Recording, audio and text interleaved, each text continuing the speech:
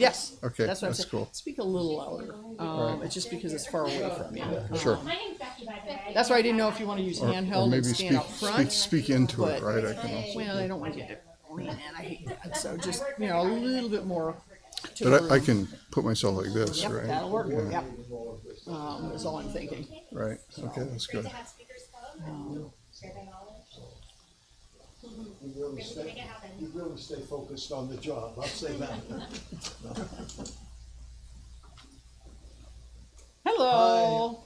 Oh, you want, okay, let me put I'm this, here. let me put this down. No, you're fine. Okay. And Doug, for the introduction, I think this mic will be live. Yes, it will be. Or like I said, you can use the handheld if you want and And I stand can- out front. That's you guys. It's up to you. And if we have questions and Right. answers, I can run around with the handheld and facilitate that. So we can actually hear people. when they ask questions. All right. So I'm going to have you either, I don't know if you have an inside pocket or you can flip it on your belt, whatever. Put it on the inside. Okay. I'm not going to turn it on yet, obviously, because we're what, 15 minutes out, and I hate to do that. Plus, if you want to have any chat with anybody privately, we don't want to have. We don't need to listen to you talk. So you'll put it on. Yep, you got it. Now I'm going to go get some tape and do a little hiking. Okay. I can probably just stick this in the pocket here. Make it work. I hate for it. I don't want it coming out for you. Where all did they advertise this? I didn't see it. Now, do you wander? Do you walk in front of Yeah, people? Oh, perfect. I do want it. Oh, no, that's great. Okay. So when we get closer, I'm going to turn that on for you. So, I think that'll. that looks good. Is that good? I think so. Perfect. Yes. All right. Sweet. Thank Okay, you. okay.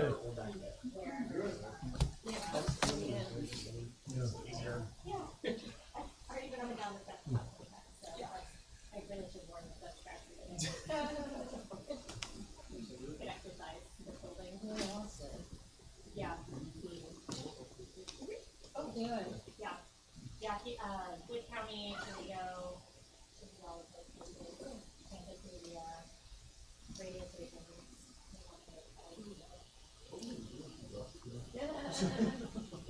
We've never met in this building, this kind of a building. I do think I like the sky bank room a little better because of the windows. I just prefer rooms with windows, but they didn't have that available today. So this had a nice big capacity. How many people usually attend this lecture? It varies widely. We're sort of relearning post-pandemic and everything like Zoom. Last year, when Bill Allison was here, it was 60. Yeah. I think we got big. That's the way I was noticing the first time they had parts of it.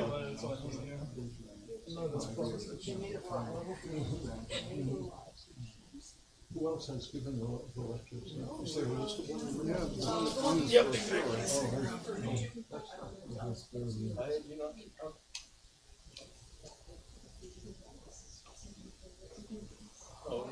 I run up there and just see if anybody needs direct. That's from George here, George was a friend of ours, George is gone. Here's a question. Yeah, that's nice. During the Q&A session, I Right. around the microphone. Okay, perfect. So you can, Give her everybody a- listening and give her a- question. Right.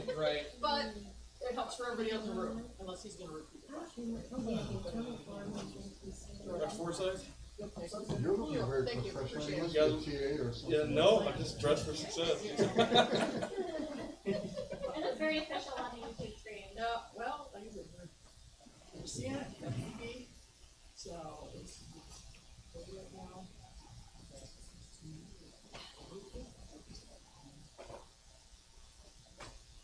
We can bless the food speakers. Yeah, this is really good.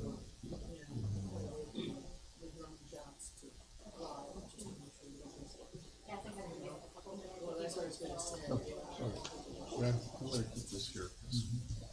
'Cause I need to make sure I sang all of the organization. Right now? Oh, yeah. Well, no, this is just, this is. Oh, I think, It's mostly grown stuff. Been here forever, seems like. That was a year after he came to.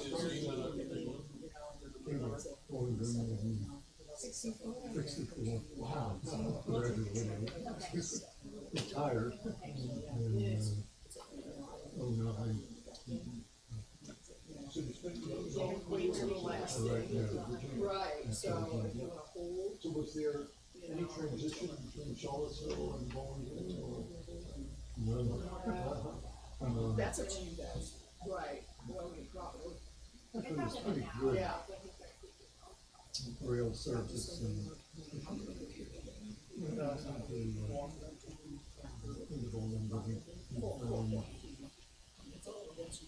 I entered PG, I had an office building next door, and I met a young woman there.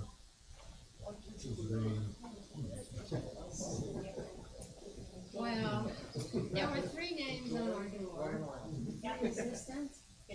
And my door was open and he told me at the hall, and he said, which one are you? And I said, who are you talking about? Which one am I?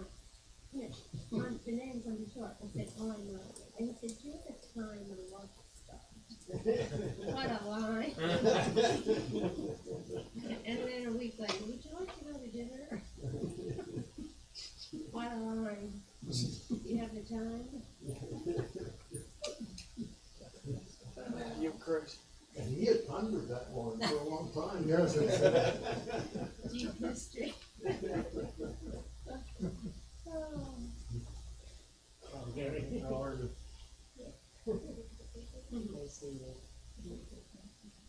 Yeah, it was. Just a while. How many undergraduates are there for being about 15,000? Something like, I think the total count of undergrad is 20,000. Yeah. Of students, all students? Yeah, but that may include part-time. Uh-huh. But, yeah, some of those. Are many of the students part-time students here? No, not necessarily. I mean, that's an area that it's growing, especially with online, so all the top programs tend to be online part-time. But, yeah, It's supposed to come out so sometime. far the I'm proposal, not sure when. I have. every program is seeing a change, so in history we have, You don't do it all. it doesn't look like we have part-time students, but we do have, they are taking some online classes and sometimes just one class a semester. So for us, in our MA, I would say 1 every 5 students is part-time. And probably the proportion for the university may be similar, But you should say in the MA. in the MA. Yeah, well, that I would understand, but Yeah, the same proportion amongst the undergraduates or? I doubt it. Yeah, I yeah. doubt it. Yeah, I doubt it. Yeah. It's mostly. How is history doing as a major? History is doing well. The COVID changed a lot of things. We were weathering the storm, the national storm, really well before COVID. Then with COVID, things or we felt like a sudden drop, but it was in many different majors as well. And then we saw that, and now we are going back to our pre-COVID. I think the thing is that it's a very different population. It has changed a lot. So, In what sense? say there are more students that are coming in with credits from college, what is it called, dual enrollment classes and things like that. And the effect of that is not so much that they are not taking history classes, they come in and take history classes, but they are taking fewer of the classes they took like as dual enrollment students. So say, before we had, our most popular class was Modern America, now it's the least popular class. But everything you offer Modern America at the free professional level enrolls really well. It's just that the one class very cost. Then students stay, which is good development in some ways, stay shorter time in the major. They graduate faster. Or declare later. So then in our statistics they show differently than they show us fewer majors, but we're graduating the same number of majors. You know, so a lot has to do with accounting for part of the story. So. I was interviewing our applicants for Fulbright scholarships, and I was kind of interested to find that almost all of them had some of their credits from, from AP high school or community colleges before they went to Bowling Green. And often they were getting through Bowling Green in 3 years, but because of credits. That's very common. Yeah. Usually maybe Fulbright applicants, right, who were presumably well qualified. I mean, I see that now. I have a son who's a junior in high school, and he's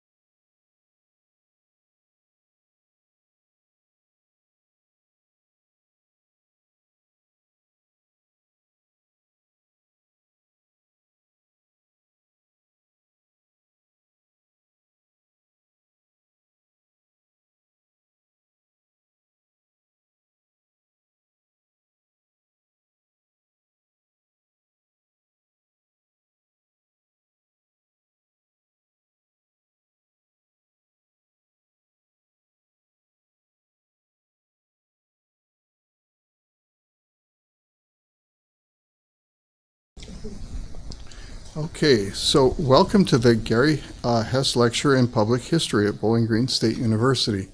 This is an annual lectureship held at the initiative of Professor Gary Hess's former students to recognize his contributions to the profession and to the university during his 45 years of service from 1964 to 2009. And Gary happens to be here in the front row today. Let me ask people in the back, if you want to, please come down closer, right? Because we've got plenty of seats, obviously. Let me thank our sponsors too, the College of Arts and Sciences and our program in International Studies, in addition to the History Department. So my name is Doug Forsyth. I'm a professor of history here at the university, and it's my pleasure to welcome today Professor Melvyn Leffler, who is our guest speaker. Professor Leffler is one of the most distinguished historians of American international history. He's the author and editor of more books than I have time to enumerate this afternoon without dragging out my introduction to indecent length. It would have been appropriate to invite him almost any year since the inauguration of the Gary Hess Lecture series, but this year is particularly appropriate.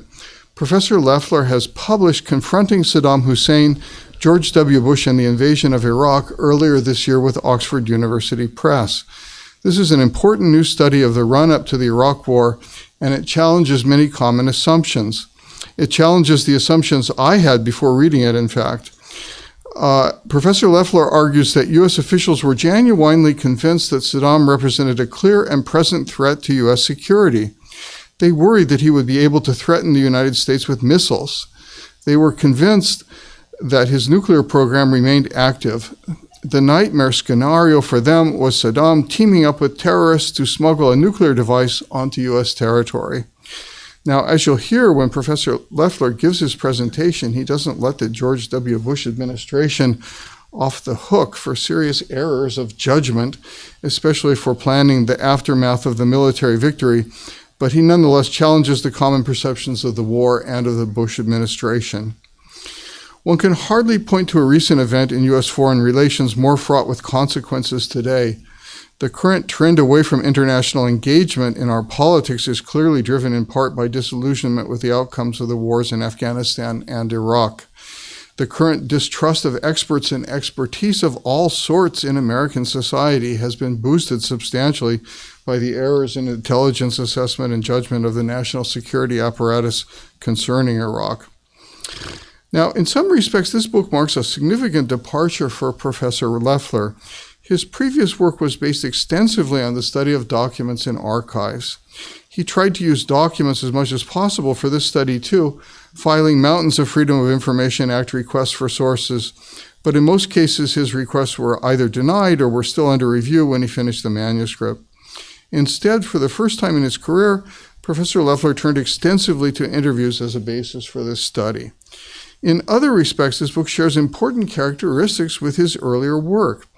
I think that one can argue that going all the way back to his first book, The Elusive Quest, America's Pursuit of European Stability and French Security, 1919 to 1933, which was published in 1979 and derived from his PhD dissertation, Professor Leffler has been concerned with one overriding question. How have U.S. foreign policy elites defined national security at various points in time? Why did they understand it in relatively narrow terms in the 1920s, discounting that the balance of power on the European continent had a significant impact on U.S. security? And why did they define it in expansive terms in the late 1940s and early 1950s under Harry Truman, which was the subject of another one of Professor Leffler's books, A Preponderance of Power, published in 1992, which won the Bancroft Prize of the American Historical Association.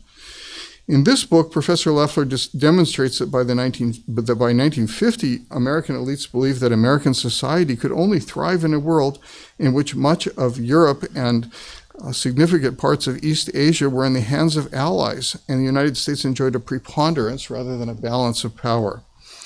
It seems to me that this view of international relations informs some of the most interesting recent scholarship in international history. It drives Adam Tooze's analysis into Deluge, which was published in 2014. I see you agree, too. And Tooze, of course, has been training many of the most talented international historians of the coming generation at Yale. It drives Robert Kagan's Ghost at the Feast, which appeared at about the same time as Professor Leffler's new book this past spring.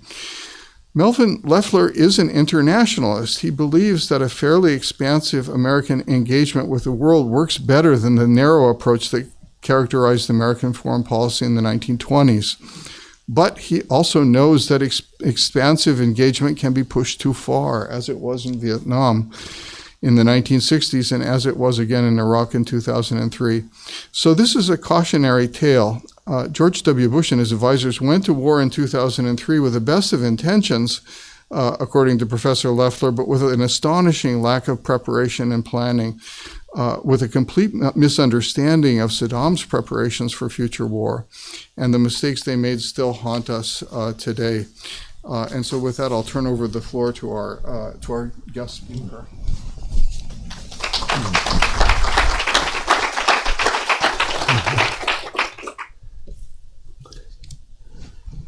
Thanks so much, Professor Forsyth. I'm really delighted to be here. Thanks to the History Department for inviting me. Thanks to Professor Shalhoub. I appreciate the invitation.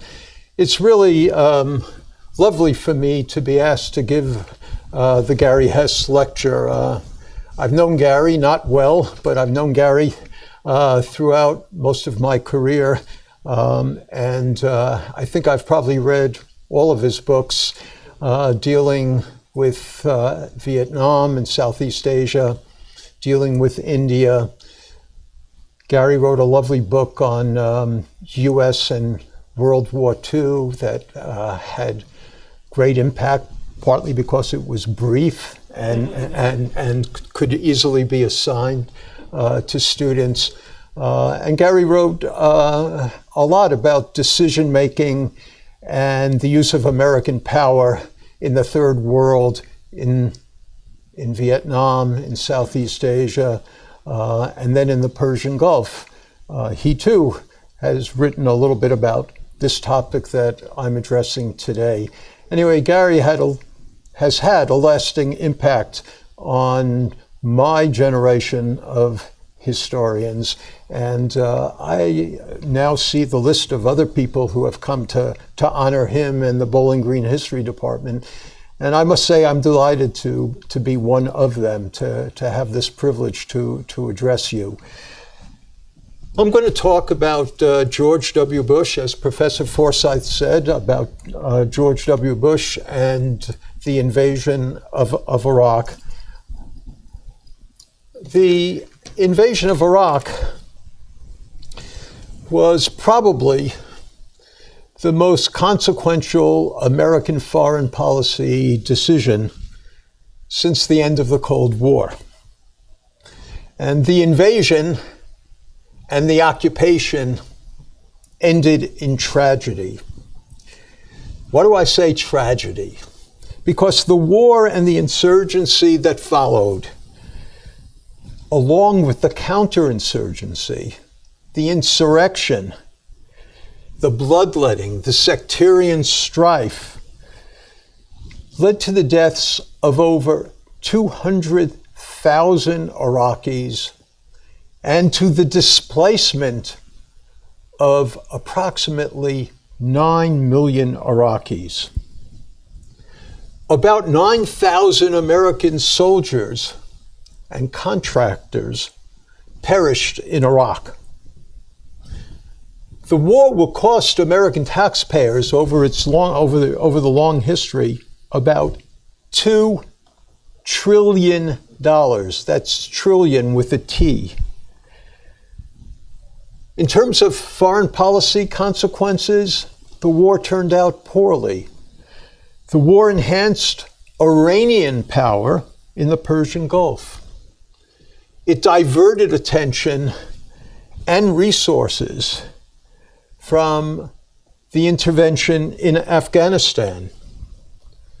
The war divided America from many of its most important European allies like France and Germany. And it provided additional opportunities for China's rise and for Russia's revanchism. The invasion and the occupation fueled the sense of grievance amongst Muslims. It heightened anti-Americanism throughout the Middle East and throughout much of the world. And the war in Iraq complicated the overall global war on terrorism. Domestically, the wars in Afghanistan and especially the war in Iraq accentuated partisan rifts inside the United States and sundered the trust of the American people in their own government. It's a long litany of dire consequences. So, of course, the question is, why did the war take place? And why did things turn out so badly? To answer these critical questions, you need to understand context. You need to grasp the decision-making environment that existed in Washington after the attacks on 9/11/2001. On that day, on 9/11/2001, as many of you know, 19 jihadists linked to the terrorist group called Al-Qaeda hijacked 4 planes and flew 2 of them into the Twin Towers of the World Trade Center in New York City, and 1 of them into the Pentagon in the heart of Washington. This attack on 9/11 led to the deaths of almost 3,000 people, most of them Americans, not all. This attack on 9/11 created immense havoc. Air traffic across the United States was shut down. Stock markets closed. Business activity halted, resumed, and then declined and led to a steep recession. People braced for another such attack. In my book, I try to recapture the decision-making environment in Washington that was generated by this attack on 9/11. I focus in the book on 4 critical factors that help to explain what happened. Fear of another such attack, and why there was so much fear. I focus on power, the policymakers' belief that they had the power, the military capabilities to overcome the fears that they perceived, the threats that they perceived. I talk a lot about hubris. Some people want to focus on ideology. My book is not focused on ideology, although it's inextricably linked to ideology. The hubris that American decision makers felt that American forces would be embraced by Iraqis, that peoples elsewhere wanted to emulate the American experience of democratic capitalism. There was immense hubris in the beliefs of American officials. And then my book dwells a lot on the dysfunction inside the Bush administration, the feuding amongst key policymakers. My purpose in the book is not to indict the administration. That's not my purpose. My purpose is not to acquit the administration. What I try to do throughout the book is to understand why things happened as they did. I try to explain. I try to assess. I try to learn and to extrapolate lessons, which I will iterate toward the end of this talk. So in writing this book, my sources include a unique set of interviews, and Doug emphasized that. I had a unique opportunity as a result of a particular contact with a former member of the administration. I had the particular opportunity to interview virtually every important decision maker inside the administration, except Bush himself, who refused to see me. But I had the opportunity to talk to Secretary of State Powell, to talk to Donald Rumsfeld, to spend 3 hours in Dick Cheney's home talking to him at his dining room table. I spoke to Michael Morrell, Bush's daily CIA briefer after 9/11, about what he was telling the president and what the intelligence community. I talked to Paul Wolfowitz and other neocons inside the administration. I talked to Scooter Libby, Vice President Bush's chief of staff. But as I write in the introduction to my book, even as I talk to these top policymakers and to many of their subordinates, even as I talk to them, I was mightily aware that they probably were far better able to spin than I was to probe. And I had spent, as I write in my introduction, and as Doug mentioned in his kind remarks about me, I had spent my entire career as a historian with archival boxes of documents. And I felt that if I were going to be persuasive in writing this book, I could not just rely on the interviews. A lot of people dwell on the interviews and say that they distorted what really happened, that I was sucked into believing what the policymakers told me. But I believe that I relied just as much on the documents, and I tried hard, really hard, to relate the documents that I had available to the stories that I was being told. I not only used the available declassified American documents, of which there are comparatively few over the next few decades, scores, thousands, hundreds of thousands, millions of more documents literally will appear. I'm very well aware of that. But I tried to use the declassified documents that have become available. And I also benefited greatly from the fact that the British government, the British Parliament, conducted an extensive parliamentary inquiry into the question of why did Tony Blair take the British government into war with George W. Bush. There was a huge, huge inquiry inside Great Britain. And the investigation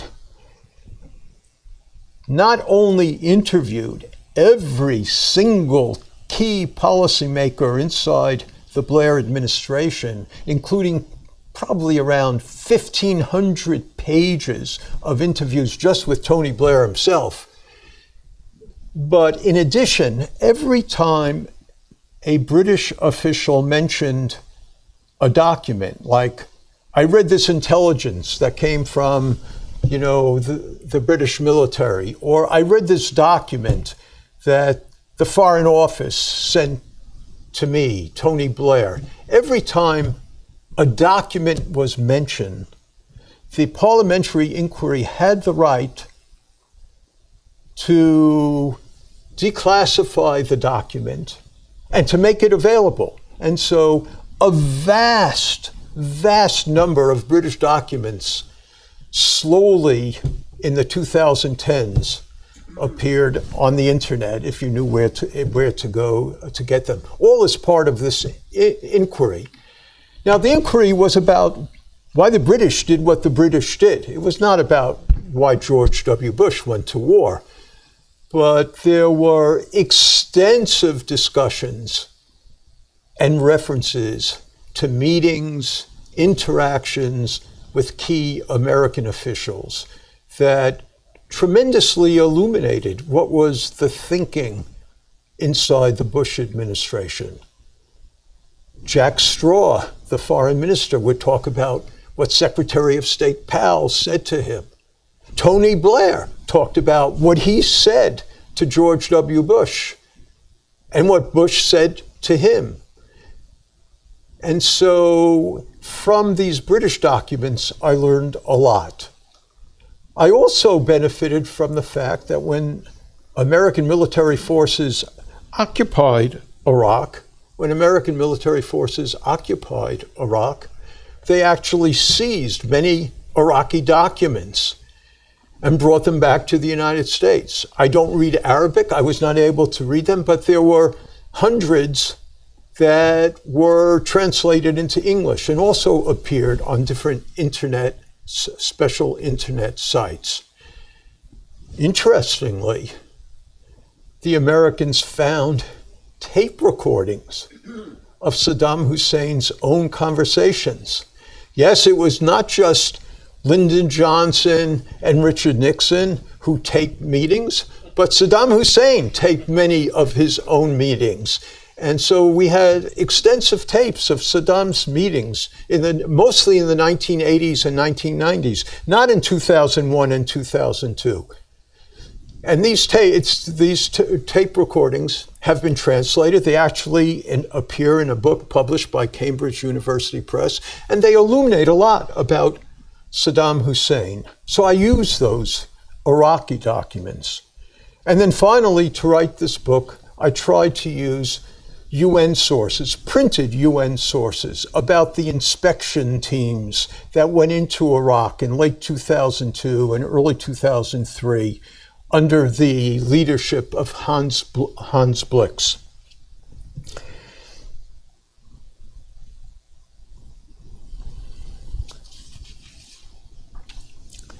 As I researched my book, I saw a lot more complexity. As I researched, I also saw a lot more contingency. So, for example, it's often written that the Bush administration came into office intending to go to war or invade Iraq. I think the documents as well as the interviews demonstrate conclusively that those notions are not true.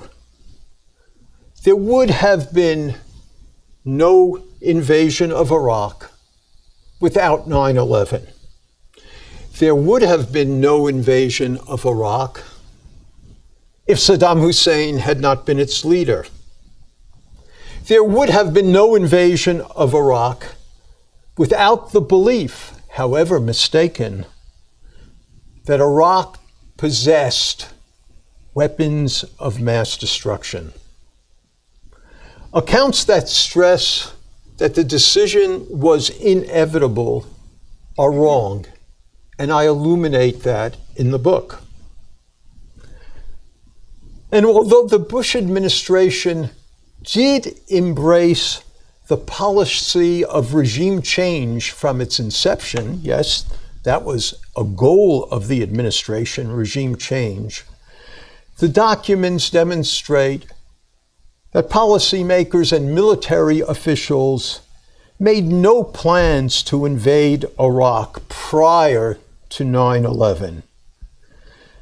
Nor did the president assign a high priority to regime change. This was a policy he inherited from the Clinton administration. The Clinton administration had signed on to the so-called Iraq Liberation Act to liberate Iraq from the regime of Saddam Hussein. And that did become the policy of the Bush administration. But it was not a priority of George W. Bush, and he paid very little attention to it until 9/11 occurred. So the history of the invasion of Iraq is far more complex and far more contingent than portrayed in much of the literature that now exists. As I researched my book, I became both more empathetic and more critical. I came to understand the fears and the emotions that gripped policymakers. I came to understand the apprehension, the anger, the embarrassment, the sense of responsibility. But as I wrestled with the evidence, I was also shocked by the flaws in the policy process. I was shocked by the poor planning, the unwillingness to re-examine key assumptions, and the aversion to engage in hard thinking about the consequences of a prospective invasion. Those failures shocked me and still do. Now, knowing that my book is just the beginning of serious historical inquiry, I'll simply take the rest of my time today to summarize the most important themes of my book. And then I'll be really happy to respond to questions and comments. A critical theme of the book is that President Bush himself, not Vice President Cheney, not Secretary of Defense Donald Rumsfeld, and not influential neoconservative advisors like Paul Wolfowitz, none of those people made the key decision. President Bush made all the key decisions regarding Iraq, and his advisors agree on that. And Bush, in fact, often, as I show in the book, disregarded the recommendations of some of his key advisors. Most importantly, President Bush decided almost immediately after the attack on 9/11, he himself decided on what became known as the global war on terror.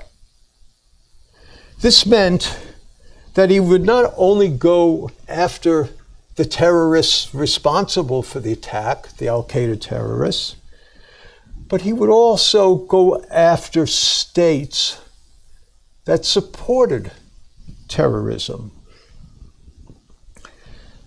President Bush was the person who decided to put Afghanistan first, even though some of his key advisors, like Secretary of Defense Donald Rumsfeld and Deputy Secretary of State of Defense Paul Wolfowitz, they almost immediately wanted to focus on Iraq. But Bush decided not to. He wanted to put the focus on Afghanistan, where the Al-Qaeda terrorists had trained. He did not dismiss the possibility of subsequent action on Iraq, but he did not rush to war as often engaged. After all, 9/11 happened in September of 2001. The United States didn't go to war until March of 2003, 18 months later. What I emphasize in the book is that war planning did not mean war. Yes, shortly after 9/11, and especially right after American military forces and their allies inside Afghanistan were successful in toppling the Taliban regime, almost immediately, in the late fall of 2001, war planning for Iraq did begin. But as I show in the book, war planning did not necessarily mean that the administration would go to war. Tommy Franks was the supreme commander of American Central Command, man on top of the forces in the Middle East and the Persian Gulf. And he subsequently reflected the following, and I'm quoting him, not from an interview, but from his own memoir. I never got the sense, General Franks wrote, I never got the sense that President Bush wanted to go to war. That was never communicated to me. I left the ranch at Crawford in December of 2001 when General Franks first went to present the first iteration of the war plans to the President of the United States. General Franks said, I left the ranch at Crawford. This was during Christmas, after talking to the President. I felt it was not certain that America would go to war in Iraq. Not certain. But it was certain, said General Franks, that we would set the conditions in the region that would allow us to launch a campaign should the President order us to do so. So that's a key theme. War planning did not mean war. A third important theme of the book is that Bush's motives were not the same as his goals.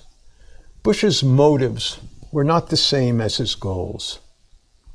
Bush was not motivated by a desire to control Iraqi oil or Persian Gulf oil. He was not motivated, as often stated, by his commitments to Israel. He was not seeking hegemony for the United States in the Middle East and the Persian Gulf. And he was not on a missionary course to spread American democracy, as often is written. Now, if he went to war,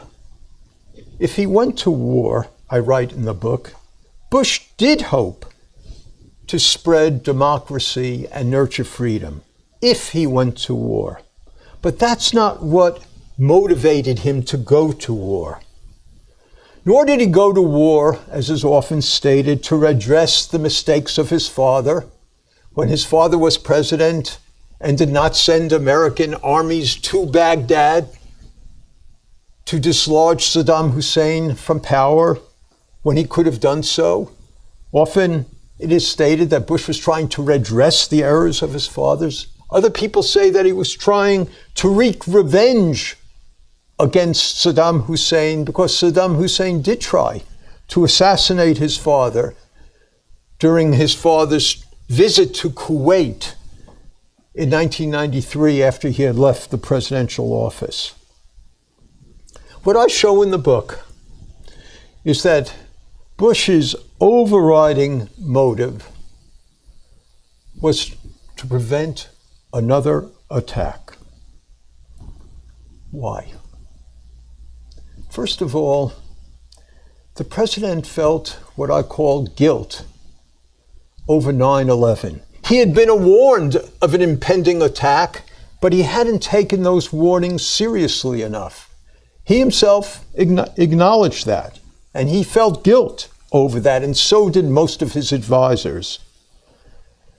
Bush worried about political retribution.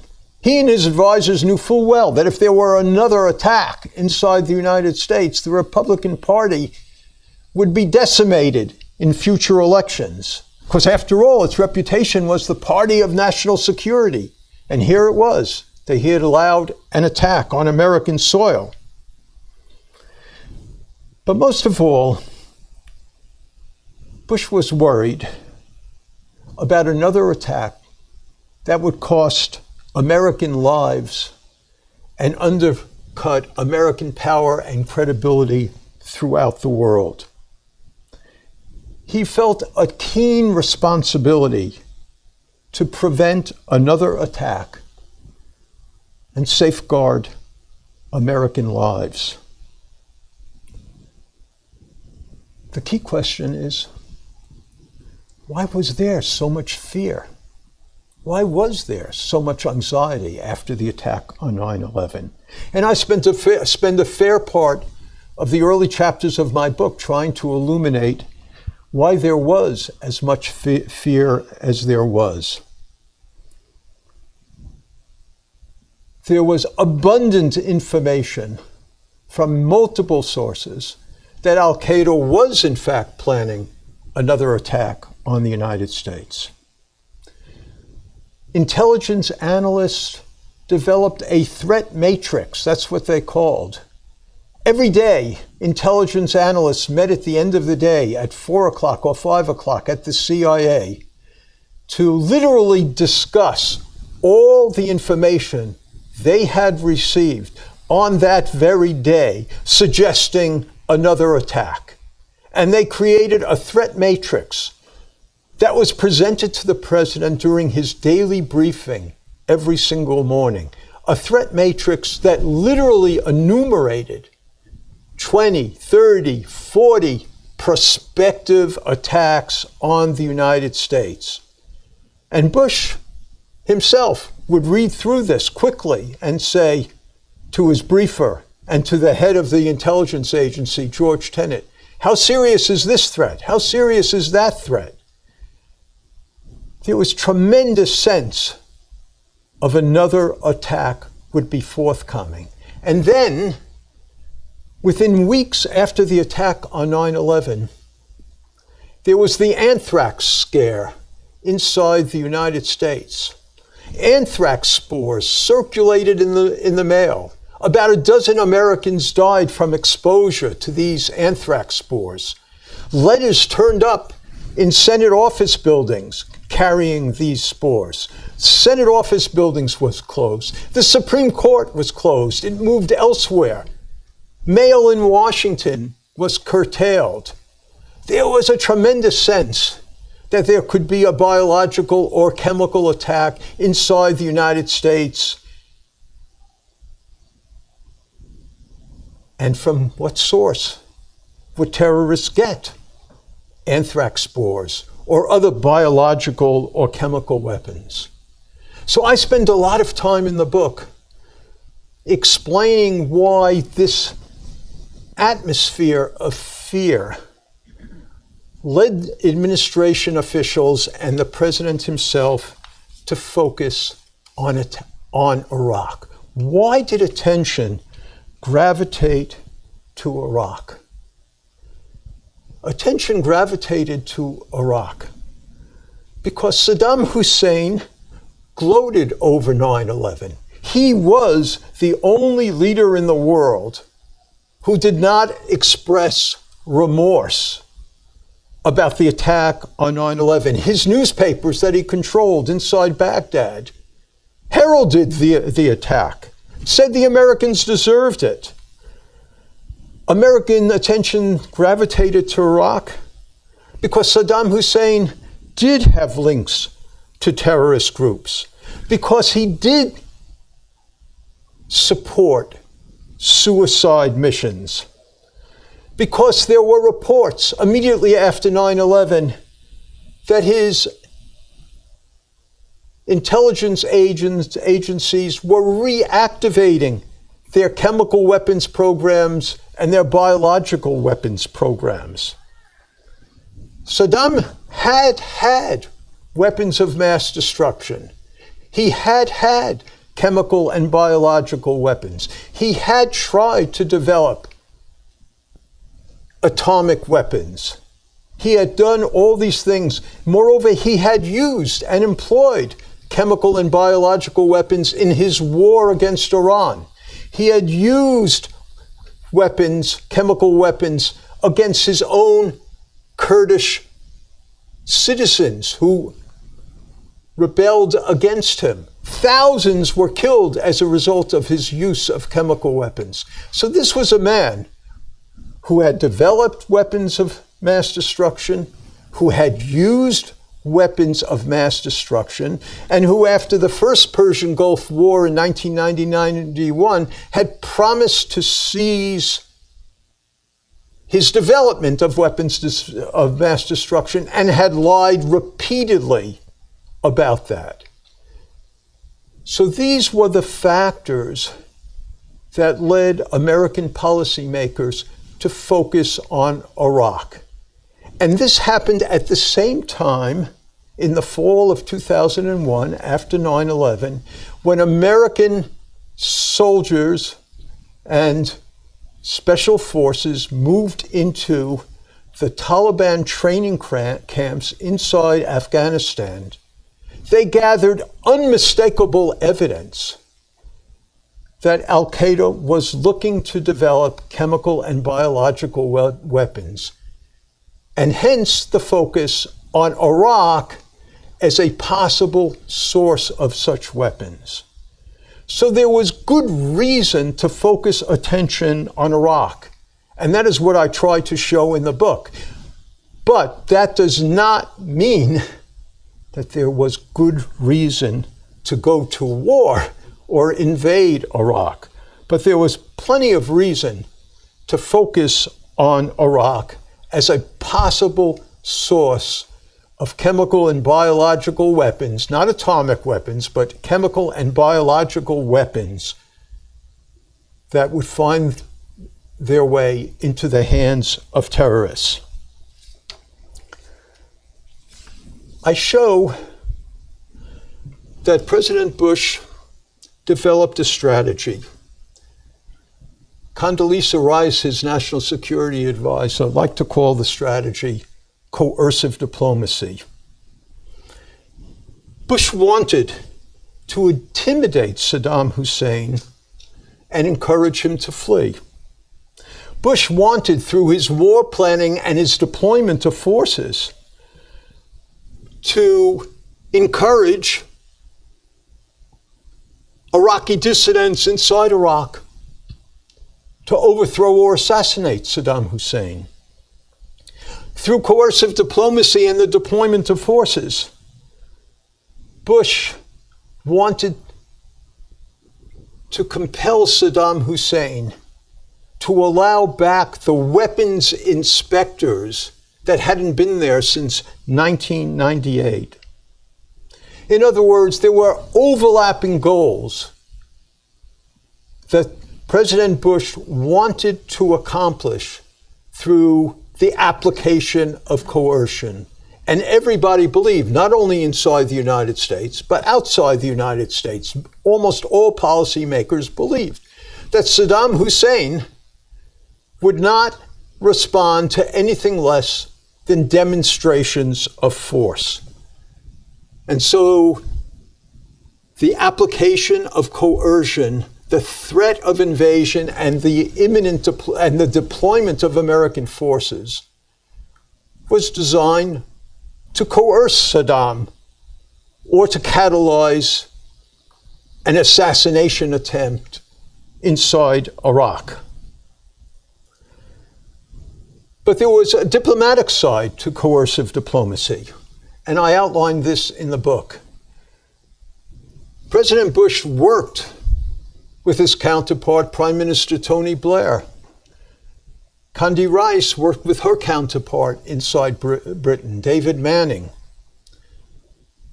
Secretary of State Colin Powell worked with the Foreign Minister of Great Britain, Jack Straw, to get the United Nations to pass a new resolution in the fall of 2002 that would put additional pressure on Saddam Hussein to invite back the inspectors or face a united international community that would overthrow him. This is the coercive, this was the diplomatic aspect of coercive diplomacy. If Saddam Hussein did not respond constructively to a new UN resolution, the international community, led by the United States, Bush hoped, would lead to the toppling of his regime. Or alternatively, Saddam Hussein would invite back the inspectors, and they would find the weapons of mass destruction. So the outcome of coercive diplomacy, I show in my book, was hugely contingent on Saddam Hussein's response. Coercive diplomacy did not have to end in an invasion of Iraq. And so I turn attention in the book to Saddam Hussein's defiance. That defiance mattered a great deal. If he had acted differently after 9/11, if he had invited back inspectors, if he had cooperated fully with Hans Blix, even in the winter of 2002, the outcome might have been different. But I also show that coercive diplomacy was poorly applied. That's another key generalization of my research. Coercive diplomacy was beset by competing goals and contradictory policies.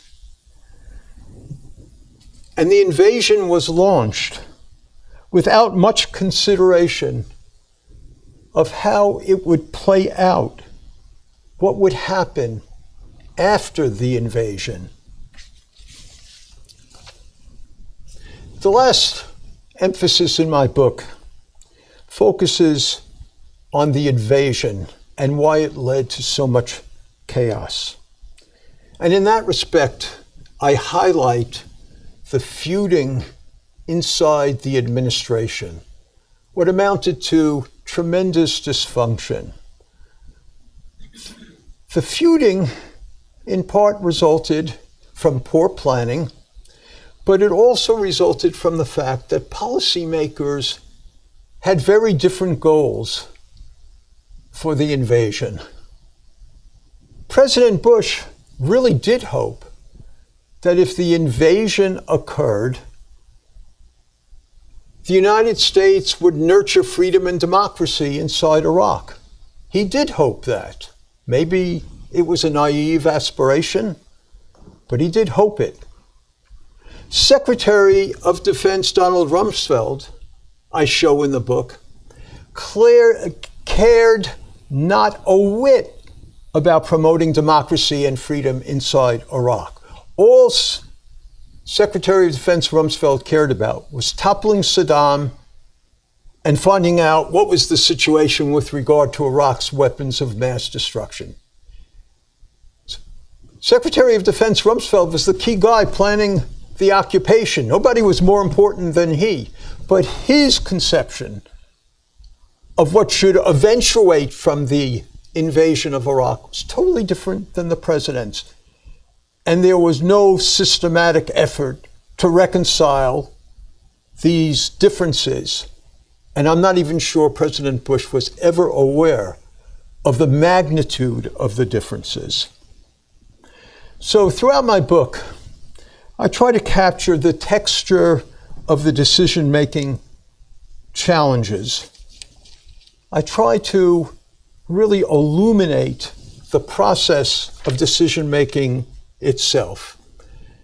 And I do so because I think there are some key lessons to extrapolate. A lot of people in the programs here at Bowling Green are interested in applied history, public history. What can be learned from studying the past? Well, here are a few key generalizations that emanate from the research and conclusions of my book. Policymakers need to modulate their fears. They need to calculate carefully what might constitute an existential threat. Saddam Hussein never constituted an existential threat to the United States, but policymakers feared he might. And I write in the book that ultimately American officials conflated the evil that Saddam Hussein personified, and he was evil, with a magnitude of threat that he actually did not embody. understanding how to modulate legitimate fears is very important. Policymakers need to be able to re-examine assumptions. The fundamental assumption of top policymakers inside the Bush administration, absolutely fundamental assumption, was that Saddam Hussein had weapons of mass destruction. They didn't lie when they said that he had weapons of mass destruction, because they did believe he had weapons of mass destruction, even though, as I point out, the intelligence, the current intelligence, was ambiguous and uncertain. Why did they believe? Well, those of you who are interested in history should know the answer to this very simply. They believed Saddam Hussein had weapons of mass destruction because he had had weapons of mass destruction, because he had used weapons of mass destruction, because he had lied about the weapons of mass destruction.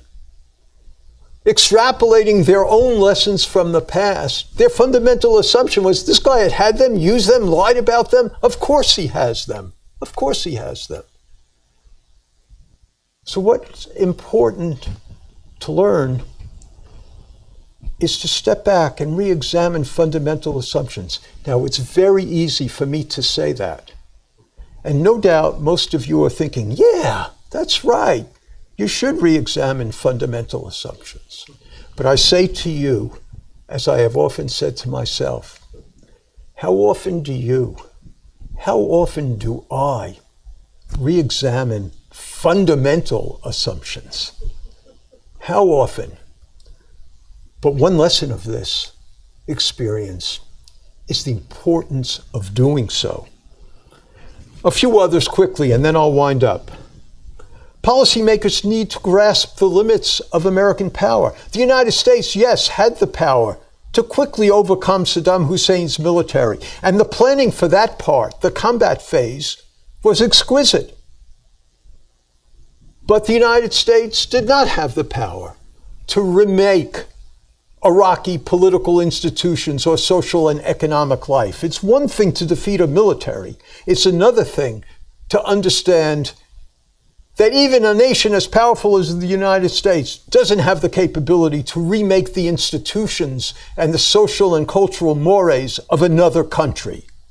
And so it's equally important to curb one's hubris, to curb your hubris, to curb America's own sense of its exceptionalism, that it has a body of values that people all over simply want to emulate, that people will embrace Americans no matter what. This hubris led policymakers to ignore the sensibilities and values of Iraqis themselves. A final key lesson to extrapolate is the importance of defining priorities. Inside the Bush administration, inside Bush's own head, I suggest that his advisors and he himself never clearly defined whether their overriding priority was to topple the regime or whether their overriding priority was to get control of his alleged weapons of mass destruction. And this failure to resolve priorities had important ramifications. So I hope that you will ponder, as I often still do ponder, whether this venture, this invasion of Iraq, was flawed because of its conceptualization or doomed because of its poor execution, or both. Did it fail because of its conceptualization or its execution? Whatever you conclude about this, I'm certain that the invasion of Iraq will long be regarded as a landmark decision in the history of American foreign policy. It will be a subject of much greater scrutiny as many more documents become available. Mine is simply an initial effort to grapple with a tragedy that we do not seek to repeat. Thank you.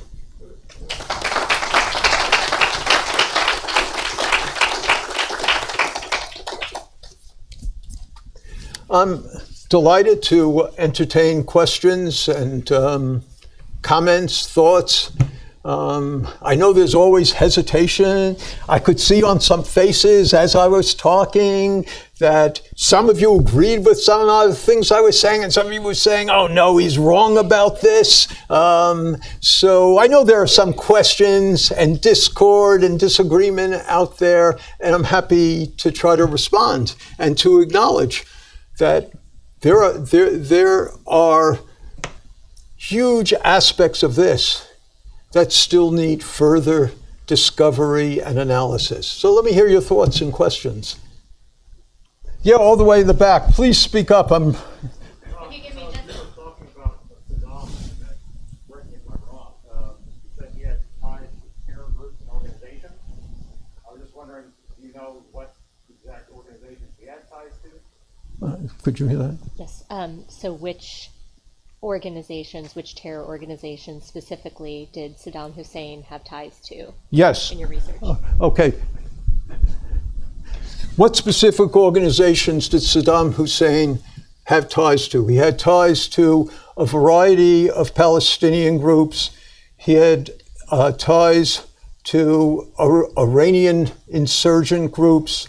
He had ties to the Egyptian Islamic Jihad group, and he supported suicide missions against his own dissidents almost everywhere. One of the things to look at, because this is an important question, you're focused on a key issue. People often have asked, Saddam Hussein's ideology was totally different than Al-Qaeda's ideology. No doubt about that, and the intelligence analysts were aware of that. But they believed, as Michael Morrell told President Bush, that notwithstanding the differences in ideology, Saddam Hussein and an organization like Al-Qaeda had the potential to unite, however temporarily, against a common enemy, the United States, despite the divergent ideological differences between Saddam's regime and Al-Qaeda. What is interesting and incredibly important are the documents that have been captured from Iraq. And we have now, and they're translated into English, many of these, and you can find them if you do a good search on the internet. Saddam Hussein's links to terrorism from his own documents. And there's no smoking gun in these Iraqi documents, but as the editors of this project illuminate, the documents themselves show the extent of Saddam Hussein's engagement with many different terrorist groups, and they itemize perhaps 8 to 10 of them, and they emphasize that the documents themselves actually demonstrate, the Iraqi documents demonstrate the credibility of the worst fears of some of the American intelligence analysts. The Iraqi documents suggest that Saddam's regime was willing to cooperate for specific purposes with Islamic fundamentalist groups, even though they had many, many differences amongst themselves. So there was, the documents themselves suggest that the apprehensions were understandable. Whether this might have led to real activity, one doesn't know. The president was told clearly, unmistakably, that Saddam Hussein had nothing to do with 9/11. But he was also told that Saddam Hussein cultivated relations with many terrorist groups and could cooperate with them if he felt served his purposes. I know one good question always stimulates a lot more, so that's great. All right, you're closest, so you get to go first. Thank you.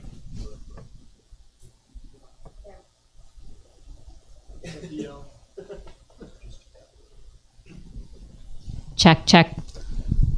All right. Thank you, Dr. Leffler. So this question might be a little bit outside the scope of what the book was about, but it's more so about the occupation. I know you mentioned it might have been Rumsfeld. I apologize if that's if I'm misattributing, but he really wasn't concerned with the regime change or democratizing Iraq. He was just more so concerned with toppling Saddam. So with creating that power vacuum, where do you see U.S. policies during the occupation faltering in terms of failing to support Iraq and allowing the insurgency and counterinsurgency to get so out of hand? Okay, so essentially, this very good question is, what were the faults in decision making and in planning that led to the chaos and failure of the insurgency itself? Do I capture the question? So there were many. First of all, Donald Rumsfeld was most preoccupied with the combat phase. And he demanded from General Franks iteration after iteration of a military plan that actually contained fewer and fewer troops, because he didn't think many troops were really necessary to defeat Saddam's armies. He was told many times that it's possible that the occupation and reconstruction will require far more troops than are necessary to win a military victory. But Donald Rumsfeld did not plan, did not plan or insist on planning for what they called Phase 4, the post-war reconstruction and stabilization phase. He thought it would take care of itself. And so there were inadequate number of troops and a poor configuration of the troops themselves. And Rumsfeld was responsible for this, and also the ongoing commander, General Tommy Franks, who also had very little interest in Phase 4, even though their subordinates often told them that you needed to focus on this. They simply did not focus. So that's one aspect of this. There was a failure to decide on who would take control of Iraq after the regime faltered. And there was constant acrimony inside the administration between State Department officials and Defense Department officials and CIA analysts about who the United States should support. Many Defense Department officials, not all, but many wanted to support Ahmad Chalabi to be the post-war leader of Iraq, an important Iraqi exile, leader of an important Iraqi exile group. Others believed, especially State Department officials, that you couldn't rely on the Iraqi exiles, some of whom we knew well, like Chalabi, but you needed to garner inside support from Iraqis that we had not had contact with. There was constant feuding then about how a so-called Iraq Interim Authority, that's what it was called, Iraq Interim Authority, how it would be reconstituted. And the feuding inside the administration in late 2002 and early 2003 meant that when Saddam's regime was toppled, there was no agreement whatsoever about who should constitute the Iraq Interim Authority. There were mistakes about the disbandment of the Iraqi army. So some defense officials thought initially that the United States would actually use the Iraqi army to preserve order. And that was a response to officials who said, we're not going to have enough soldiers there. And so some defense officials said, we're going to actually rely on Iraqi troops. They'll cooperate with us once Saddam is toppled. What happened is that Iraqi troops completely fled, took off their uniforms, disappeared. Immediately, some American officials inside Iraq who were there, military and civilian, tried to actually resume talks with some leading Iraqi military officials about reconstituting the force to help Americans. And there was progress being made initially. And then Defense Department reappraised its own policy and decided, no, we're just going to disband the Iraqi army. We're not going to try to encourage them to reassemble and help us. We're going to disband and create a whole new Iraqi military force. So that argument over what to do with the Iraqi army and the lack of resolution about that contributed a lot to the post-war chaos. There was a similar rift about how much de-Baathification should go on inside Iraq. The Ba'ath Party was the party that ruled Iraq under Saddam Hussein. Saddam controlled the Ba'ath Party. There was a desire, of course, to purge the top echelons of the Ba'ath Party, most of whom were Sunni. But there was the question of, if you purge too many of these people, you may cause an insurgency. If you don't purge them, the Shia will be very angry at you because they hated these Sunni officials who they believed had been complicit in a regime that oppressed them, the Shia. American officials were not very good at working out these very difficult, this was a very difficult decision about how much purging should go on. But the ambiguity and uncertainty about that, and ultimately the decision to purge as many officials as they did, contributed to the Iraqi insurgency. So military officials who were ordered to disband, and for a short while, were not paid. They were extremely angry at the U.S. administration. Sunni who were pushed out of the government were extremely angry at the administration. These factors contributed to the insurgency and to the chaos, and they were apparent very early on, as I show in my book. Sure, the blue shirt back there.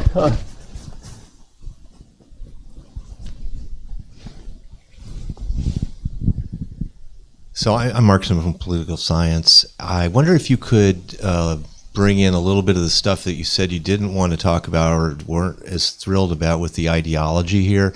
And I'm thinking about the neoconservatives and the Project for the New American Century and the folks who did come into the administration wanting to attack Iraq. And the fact that you said even after 9/11, Rumsfeld was like, let's do Iraq first. Mm-hmm. That ideological disposition had some assumptions behind it, and I think I've always thought about this conflict as, between sort of neocon ideologues who had a lot of assumptions, and State Department professionals and others in the administration who had experience and had a lot of professional stuff and just had the better answer, what turned out to be the better answers. Yeah. Well, that's a great question. I'm glad you asked it, because the belief that neocons shaped the policy of the administration because of their ideological predilections is a widespread belief. So your question is extremely well taken. And although I didn't focus a lot on that in my talk today, I do focus on that quite a bit in the book. The short answer is that the importance of these neocons has been greatly exaggerated. Why do I say that? The best way to illuminate why I say that is to highlight the differences that existed between Donald Rumsfeld, who was not a neoconservative, and Paul Wolfowitz, his deputy secretary, who was a neoconservative. These two people, who are often lumped together, but who had totally different views about what should happen inside Iraq. The differences between them illuminate why the emphasis on the neocons has been greatly exaggerated. Donald Rumsfeld ran the Department of Defense, not Paul Wolfowitz, and not Douglas Feith, the Deputy Secretary of Defense. So to emphasize the role of ideology, like the people who supported the New American Century. So, yeah, Condi Rice is a central person. She was not a neocon. When I simply invite you to look at her writings prior, I mean, later on, she talks more and more about freedom and things of that sort. She does later on. But look at her focus and her beliefs and her mindset prior to the invasion of Iraq. And you will see that she's more or less an old-time realist. And I would say also that Condi Rice, who is a key person coordinating things, is not a key decision maker during this period of time, whatever her beliefs. But if you focused on her beliefs, and I do try to deal with them in the book, at the time, most people thought of her as a realist. Paul Wolfowitz and Doug Feith, who were real neocons, did not think of Condi Rice as an ally at all. So I don't dispute what you say in the sense that Paul Wolfowitz and Douglas Feith were real neocons. They did want to remake Iraq if the United States invaded Iraq. But at the same time, I show in the book that although that was aspirational, neither even Feith and Wolfowitz, I show in the book, did not favor an invasion of Iraq prior to 9/11. They wanted to topple the regime unquestionably, but they had hoped to find other means, limited military means. They did not support in any way, and the Defense Department did not support in any way, the remaking of war plans to invade Iraq and topple the regime prior to 9/11. That did not happen. And so that's why I say that the ramifications of 9/11, the perception of fear, the threat perception, is really important in terms of understanding why the policymakers did what they did. Yeah, back there, sure.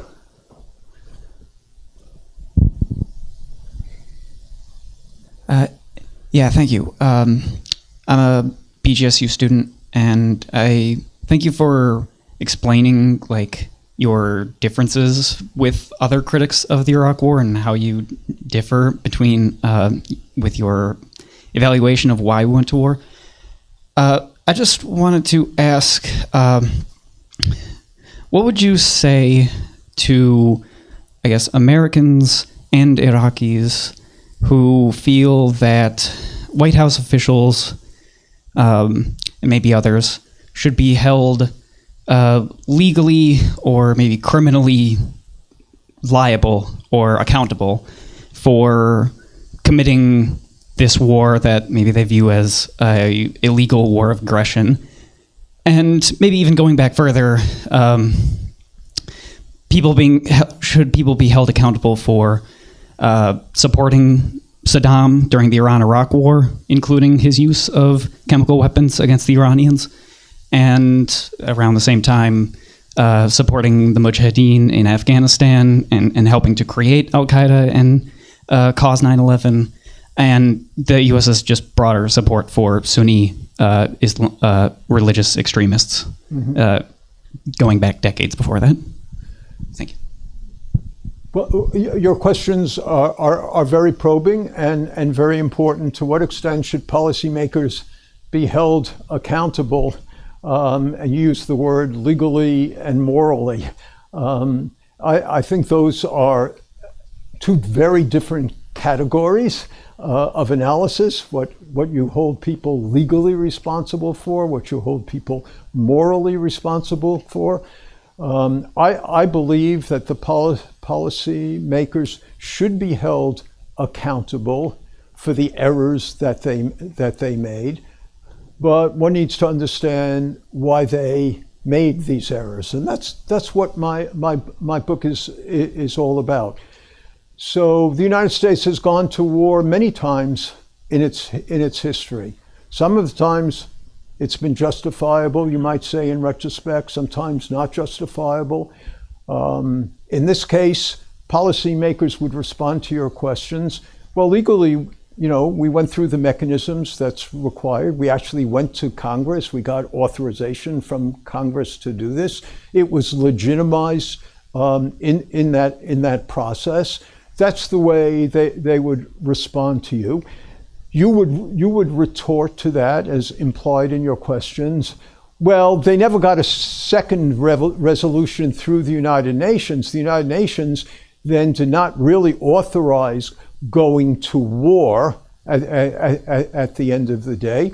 And that's true, the United Nations didn't. And people in the administration would say that they did not need another UN authorization because the prior UN resolutions had stated that Iraq needed to comply with the UN mandate to disclose all its weapons of mass destruction, and it had failed to do so. And its very failure to abide by UN commitments justified American actions. In fact, one of the things that's interesting to read and to ponder, it really is, when George Bush went to the United Nations in September of 2002 to call for a new UN resolution, he said to the UN, and he said, we want Iraq to invite back the inspectors. We want Iraq to live up to its obligations. And if it fails to do so, we're going to go to war to topple this regime. And what he said was, I am not violating international mores. I am fulfilling them. I am asking you, the international community, to live up to the resolutions that you've actually executed. And that is, you've called upon Saddam Hussein to do these things. He's refused to do them. He's violated these things. And hence, what we're trying to do in the name of the international community is to enforce the mandate of the international community. And he said, if the United Nations doesn't do this sort of thing, if you don't support it, it will look to other aggressors that they can get away with these things. So he tried to embody himself. Is that convincing? Partly it's convincing, partly it's not convincing. But do you believe, and I mean this as a profound question, do you believe, and all of us, myself included, believe that American officials should be held legally accountable by standards of others? And that's a difficult issue to address. And by America's own standards, by the processes of the American constitutional system, Bush did go to Congress and got authorization to use force. So that would be one argument. Now, you went on to talk about, very appropriately, the fact that in the past, the United States had supported Saddam Hussein in the 1980s. There are many reasons why they did support him in the 1980s. One should point out the hypocrisy and contradictions, but there are hypocrisy and contradictions in all the foreign policies of every country. There's always a tension between values and interests. And, you might say that when the United States, you can say that when the United States cooperated with Saddam Hussein, as the United States did cooperate with him indirectly during the Iran-Iraq war, during parts of it, the United States did it because of their own perception of vital interests, their own perception that Iran constituted more of a threat than Iraq. And therefore, we should side with Iran, even though Saddam is a detestable, repugnant guy. Interests trump values. Later on, during the period I'm discussing, values and interests seem to comport with one another. When they do, when values and interests, when threat perception and values seem to comport with one another, then it's sort of easy for policymakers to employ force to pursue their objectives. I think too easy for them to do this, especially against a much weaker adversary, and it leads to all sorts of consequences. But that's how we need to think about these very good issues that you raise. Unfortunately, we are out of time for this afternoon. We do have a small reception prepared just outside of the doors of the theater, so we would invite you all to continue the conversation over some food. Yeah, please do. Come yes, thank you, speak to Dr. me. Leffler, Thank for you. joining Thanks us. Thank very you all for much. being here.